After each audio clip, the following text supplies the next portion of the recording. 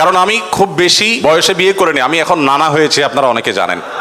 আমার এই বয়সে আমি নানা হয়েছি, এটা অনেকে শুনলে আসমান থেকে নাজিল হওয়ার উপক্রম হয় যে কিভাবে সম্ভব। তো আমি বলি, আমি আমার সংসার জীবন গোছানো শেষ, আমি এবং আমার মিসেস সহ বাকি জীবন আরামের সাথে দেশ বিদেশ যদি ঘুরেও বেড়াই, আল্লাহ বিল্লাহ করে বাকি জীবন কাটিয়ে দিই, আমার কোনো টেনশন নাই, কারণ আমার সংসারের সব সেট আপ করা শেষ। সে সমস্ত মানুষদেরকে দেখে আমার করুণা হয়, মায়া হয়, যারা আর্লি ম্যারেজকে দোষণীয় মনে করে, তারা অনেক বেশি দেরি করে তথাকথিত নিজের পায়ে দাঁড়ানোর কথা বলে 30-35 পার হওয়ার পর বিবাহ শাদী করেন।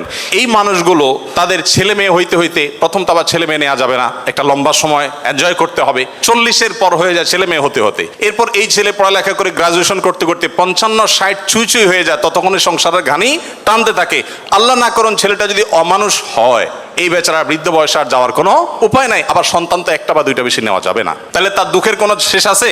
আর আমার সবকিছু কমপ্লিট। এখন ছেলে মেয়ে যদি বেশি বেতাল হয়, বেলাইন হয়, সোজা কানটা মলে দিয়ে দরজা দেখা দিতে কোনো অসুবিধা নাই, কারণ আমার সেকেন্ড থার্ড ফোর্থ অপশন আছে, অনেকগুলো সন্তান আছে। আর দ্বিতীয়ত আমার বয়সে এখনো অনেকখানি বাকি আছে। যাই হোক, আমি সেদিকে যাচ্ছি না। আমি যেটা বলছিলাম সেটা হলো, ছেলেদের এই বেচারাদের যে অসহায়ত্ব, এটার কথা কেউ বলে না। দেখেন, আমিও নারীদের ওয়াজি করে গেলাম, ছেলেদের অসহায়ত্বের কথা একটু বলি। এই বেচারারা যতদিন বাবার সংসারে থাকবে, তোমার ঘানে তুমি টানো, বাবা মা বাধ্য না। মেয়েকে কিন্তু এটা বাবা বা মা বলতে পারেন না। এরপর যখন বিয়ে হবে, বিয়ের সময় ওই যে ছেলেরা চিরকুট নিয়ে আসে, হুজুর একটু বলে দেন আমার আব্বা এখানে আছে।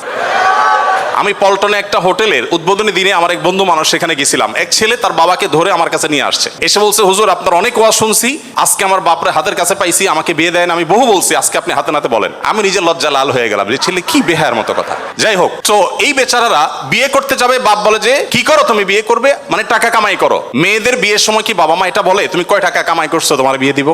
বলার সুযোগই নাই, রাইটই নাই। এরপরে বিয়েটা যখন হয়ে যায়, এই বেচারা এতদিন নিজের পেট পালা লাগতো, এখন বউয়ের পেট পালো, ছেলে মেয়ের পেট পালো, অর্থাৎ তাদের রিজিকের ব্যবস্থা করো, তাদের উপার্জনের দায় দায়িত্ব তার। নিজের বাবা মা যদি বৃদ্ধ হয়ে যান, অসহায় হয়ে যান, তাদের দায়িত্ব তার। বাপের বাড়ি যাওয়ার সময় বাজারটা তার করতে হয়, শ্বশুর বাড়ি যাওয়ার সময় মিষ্টির প্যাকেটটার টাকাও তাকে দিতে হয়।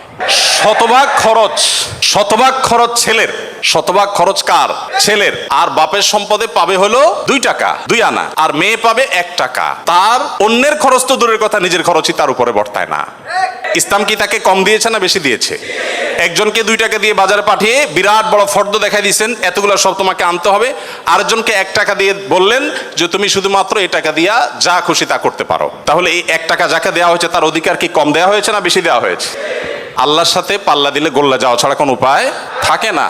যারা নিজের বিবেক দিয়ে আল্লাহ সুবহানাহু ওয়া তাআলার বিচারকে, বিশ্লেষণকে বিচার করতে চায়, তারা আল্লাহর উপরে ওই যে খোদার উপরে খোদাগিরি বলে যে সে মূর্খতা ছাড়া আর কিছুই করছে না। আমি শ্রদ্ধা রেখে তাদের প্রতি এটা বলতে বাধ্য হলাম। যাই হোক, আমি যেটা বলছিলাম যে নবী সাল্লাল্লাহু আলাইহি ওয়াসাল্লাম মেয়েদের সম্পর্কে এত কথা বলেছেন, দেখুন যে মা হিসাবে মেয়েদের মর্যাদা এত বেশি। ইমাম মালিক রাহমাতুল্লাহ আলাইহি একটি চমৎকার কথা বলেছেন। তিনি বলেছেন যে আল আম্বিয়াউ আবুল বানাত। আপনারা অবাক হবেন, যত নবী রাসূল পৃথিবীতে এসেছেন, বেশিরভাগ নবী রাসূলদেরকে আল্লাহ তাআলা ছেলে সন্তান না দিয়ে মেয়ে সন্তান দিয়েছেন। যাই হোক, মেয়েদের ব্যাপারে কথা বেশি হয়ে যাচ্ছে, একপেশে হয়ে যাচ্ছে, আমরা একটু অন্য কোন অপশনে চলে যাই।